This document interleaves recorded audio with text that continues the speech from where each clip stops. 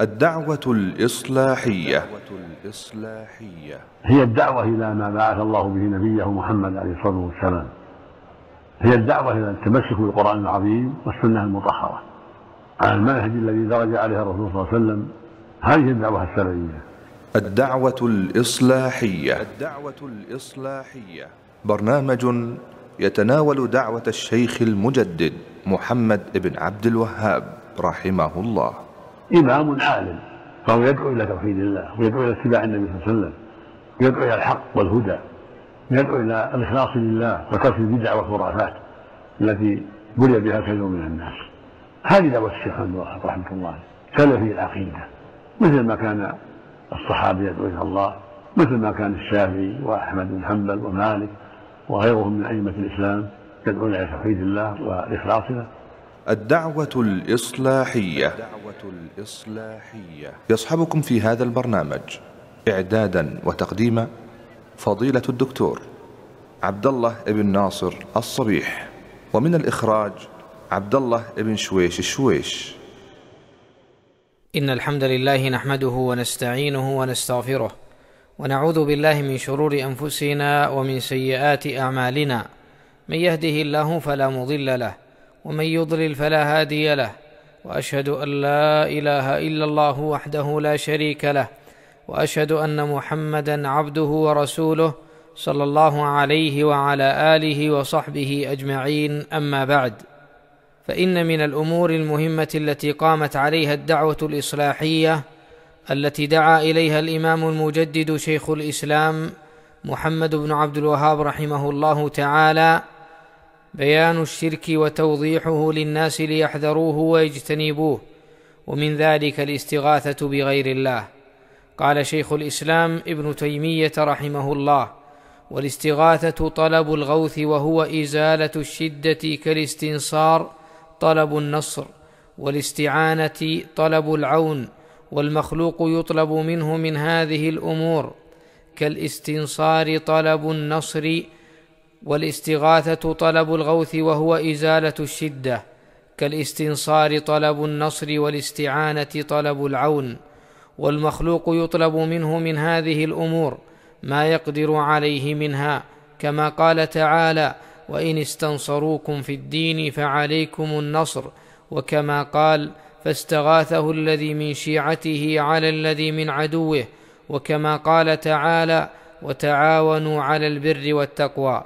وأما ما لا يقدر عليه إلا الله فلا يطلب إلا من الله، ولهذا كان المسلمون لا يستغيثون بالنبي صلى الله عليه وسلم ويستسقون به ويتوسلون به، كما في صحيح البخاري أن عمر بن الخطاب رضي الله عنه استسقى بالعباس وقال: اللهم إنا كنا إذا أجدبنا نتوسل إليك بنبينا فتسقينا، وإنا نتوسل إليك بعم نبينا فاسقنا فيسقون. انتهى كلام ابن تيمية رحمه الله. وقد ذكر الشيخ سليمان بن عبد الله في تيسير العزيز الحميد تعريف شيخ الإسلام للاستغاثة، ثم قال: وقال غيره: الفرق بين الاستغاثة والدعاء أن الاستغاثة لا تكون إلا من المكروب، كما قال تعالى: فاستغاثه الذي من شيعته على الذي من عدوه، وقال: إذ تستغيثون ربكم فاستجاب لكم. والدعاء أعم من الاستغاثة لأنه يكون من المكروب وغيره، فعلى هذا عطف الدعاء على الاستغاثة من عطف العام على الخاص. وقال ابن الأثير: الإغاثة الإعانة. قال الشيخ سليمان: فعلى هذا تكون الاستغاثة هي الاستعانة، ولا ريب أن من استغاثك فأغثته فقد أعنته، إلا أن لفظ الاستغاثة مخصوص بطلب العون في حال الشدة بخلاف الاستعانة. انتهى كلامه رحمه الله. وقال شيخ الإسلام ابن تيمية رحمه الله في الاستغاثة: فإنا بعد معرفة ما جاء به الرسول نعلم بالضرورة أنه لم يشرع لأمته أن يدعوا أحدا من الأموات لا الأنبياء ولا الصالحين ولا غيرهم، لا بلفظ الاستغاثة ولا بغيرها، ولا بلفظ الاستعاذة ولا بغيرها، كما أنه لم يشرع لأمته السجود لميت ولا إلى ميت ونحو ذلك، بل نعلم أنه نهى عن كل هذه الأمور، وأن ذلك من الشرك الذي حرمه الله ورسوله، إلى أن قال: وكان هذا وأمثاله في ناحية أخرى يدعون الأموات ويسألونهم ويستجيرون بهم ويتضرعون إليهم، وربما كان ما يفعلونه بالأموات أعظم، لأنهم إنما يقصدون الميت في ضرورة نزلت بهم فيدعونه دعاء المضطر، راجين قضاء حاجاتهم بدعائه أو الدعاء به أو الدعاء عند قبره، بخلاف عبادتهم لله ودعائهم إياه، فإنهم يفعلونه في كثير من الأوقات على وجه العادة والتكلف، حتى إن العدو الخارج عن شريعة الإسلام لما قدم دمشق خرجوا يستغيثون بالموتى عند القبور التي يرجون عندها كشف ضرهم. وقال بعض الشعراء: يا خائفين من التتر لوذوا بقبر أبي عمر، أو قال: عوذوا بقبر أبي عمر ينجيكم من الضرر.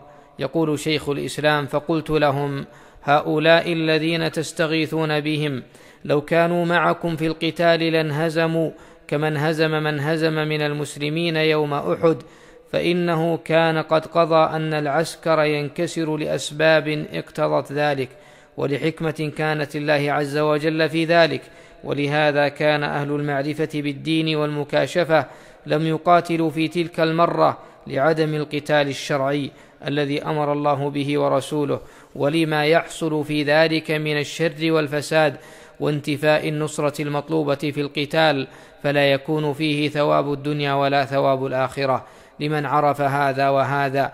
وإن كان كثيرا من المقاتلين الذين اعتقدوا هذا قتالا شرعيا أجروا على نياتهم. قال: فلما كان بعد ذلك جعلنا نأمر الناس بإخلاص الدين لله والاستغاثة به، وأنهم لا يستغيثون إلا إياه، لا يستغيثون بملك مقرب ولا نبي مرسل، كما قال تعالى يوم بدر: إذ تستغيثون ربكم فاستجاب لكم. وروي أن رسول الله صلى الله عليه وسلم كان يوم بدر يقول: يا حي يا قيوم لا إله إلا أنت برحمتك أستغيث. وفي لفظ: أصلح لي شأني كله ولا تكلني إلى نفسي طرفة عين ولا إلى أحد من خلقك. فلما أصلح الناس أمورهم وصدقوا في الاستغاثة بربهم نصرهم على عدوهم نصرا عزيزا لم يتقدم نظيره، ولم تهزم التتار مثل هذه الهزيمة قبل ذلك أصلا، لما صح من تحقيق توحيده وطاعة رسوله ما لم يكن قبل ذلك، فإن الله ينصر رسله والذين آمنوا في الحياة الدنيا ويوم يقوم الأشهاد. انتهى كلام ابن تيمية رحمه الله. وذكر الشيخ سليمان ابن عبد الله من أنواع الشرك، قال: ومنها الاستغاثة فيما لا يقدر عليه إلا الله. قال الله تعالى: إذ تستغيثون ربكم فاستجاب لكم. انتهى كلامه رحمه الله. فانظروا أيها الإخوة ما دلت عليه الأدلة من عدم جواز الاستغاثة بغير الله فيما لا يقدر عليه إلا الله، وأن من استغاث بغير الله فيما لا يقدر عليه إلا الله أنه لا يوفق ولا ينصر، كما جاء في القصة التي وقعت في وقت شيخ الإسلام في دمشق، وأن من استغاث بالله والتجأ إلى الله نصره الله، كما وعد الله عباده بأن ينصرهم وأن يستجيب لهم وأن يمكن لهم إذا وحدوه سبحانه جل وعلا. وإلى هذا ينتهي وقت هذه الحلقة. هذا والله أعلم، وصلى الله وسلم على نبينا محمد وعلى آله وصحبه أجمعين. الدعوة الإصلاحية هي الدعوة إلى ما بعث الله به نبيه محمد عليه الصلاة والسلام، هي الدعوة إلى التمسك بالقرآن العظيم والسنة المطهرة على المنهج الذي درج عليه الرسول صلى الله عليه وسلم. هذه الدعوة الشرعية. الدعوة الإصلاحية برنامج يتناول دعوة الشيخ المجدد محمد بن عبد الوهاب رحمه الله. إمام عالم، فهو يدعو إلى توحيد الله ويدعو إلى اتباع النبي صلى الله عليه وسلم، ويدعو إلى الحق والهدى، يدعو إلى الإخلاص لله وترك البدع والخرافات التي بلي بها كثير من الناس. هذه دعوة الشيخ عبد الوهاب رحمه الله، سلفي العقيدة، مثل ما كان الصحابة يدعو إلى الله، مثل ما كان الشافعي وأحمد بن حنبل ومالك وغيرهم من أئمة الإسلام يدعون إلى توحيد الله والإخلاص له. الدعوة الإصلاحية. يصحبكم في هذا البرنامج إعدادا وتقديما فضيلة الدكتور عبد الله بن ناصر الصبيح، ومن الإخراج عبد الله بن شويش الشويش.